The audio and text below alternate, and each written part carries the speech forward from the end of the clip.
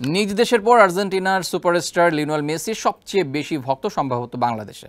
2022 সালে কাতারে বিশ্বকাপে আর্জেন্টিনা দলের জন্য বাংলাদেশ ভক্তদের উন্মাদনা শিরোনাম হয়েছিল আন্তর্জাতিক মিডিয়াতেও, যা নজরে এসেছিল আর্জেন্টিনা ফুটবল দলেরও। তাই তো সেই দলের হয়ে বিশ্বকাপ জয় করা গোলকিপার এমিলিয়ানো মার্তিনেজ বাংলাদেশ এসে ঘুরেও গেছেন।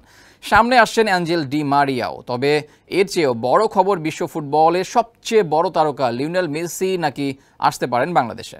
অবশ্য বিশ্ব চ্যাম্পিয়ন আর্জেন্টিনাকে গত বছরের 12 থেকে 20 জুন ফিফা উইন্ডোতে বাংলাদেশে আনার চেষ্টা করেছিল বাংলাদেশ ফুটবল ফেডারেশন বাফুফে।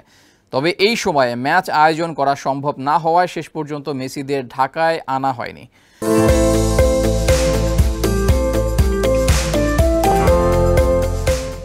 সেটি প্রথম নয়, এরপরেও অনেকবার আকাশী নীল শিবিরে ঢাকায় আসার গুঞ্জন উঠেছিল, তবে সেগুলো বাস্তবে রূপ নেয়নি। তবে এবার বিশ্বকাপ জয়ী আর্জেন্টাইন অধিনায়ক লিওনেল মেসির বাংলাদেশে আগমনের খুব বেশি সম্ভাবনা দেখছেন যুব ও ক্রীড়ামন্ত্রী নাজমুল হাসান পাপন।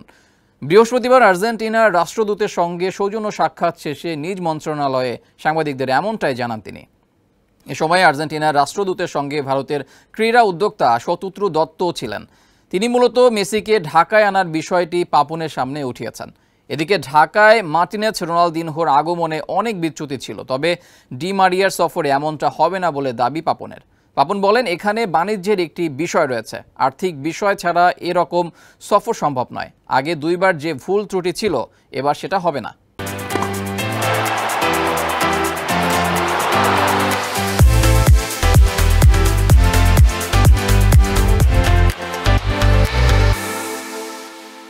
খেলাধুলার আরও খবর জানতে চোখ রাখুন কালবেলার ফেসবুক পেজ এবং ইউটিউব চ্যানেলে।